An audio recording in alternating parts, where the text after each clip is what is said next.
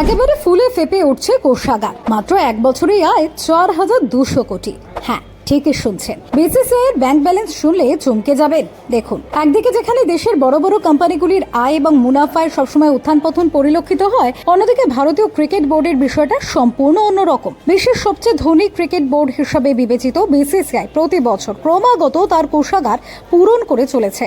সবথেকে উল্লেখযোগ্য বিষয় হলো বিসিসিআই এর আয় প্রতি বছর বাড়ছে এবং সেই কারণে বোর্ডের ব্যাংক ব্যালেন্সও বৃদ্ধি পাচ্ছে।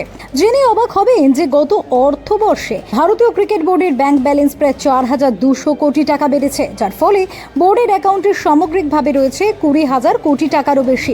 প্রসঙ্গত উল্লেখ্য যে ইন্ডিয়ান প্রিমিয়ার লিগের মতো বিশ্বের সবচেয়ে বড় ক্রিকেট লিগ পরিচালনা করার পাশাপাশি আইসিসি থেকে প্রাপ্ত অর্থের মধ্যে সবচেয়ে বেশি অংশীদার থাকার কারণে ভারতীয় বোর্ডের আয় অন্য যে কোনো দেশের ক্রিকেট বোর্ডের চেয়ে বেশি। প্রতি বছর বিসিসিআই এগুলি থেকে বিপুল আয় করে, আর এভাবেই প্রতি বছরে বিসিসিআই এর অ্যাকাউন্টে বিপুল পরিমাণ টাকা আসে। একটি রিপোর্ট অনুযায়ী এবার এই পরিমাণটা পৌঁছে গিয়েছে প্রায় 4,200 কোটি টাকায়। বিসিসিআই এর নথিতে বলা হয়েছে যে 2023 সালের অর্থবর্ষে বোর্ডের কাছে ক্যাশ এবং ব্যাংক ব্যালেন্স ছিল প্রায় 16,493 কোটি টাকা, যা এবার বেড়ে 20,686 কোটি টাকা হয়েছে। অর্থাৎ বিসিসিআই এর কোষাগারে প্রায় 4,200 কোটি টাকা বেড়েছে।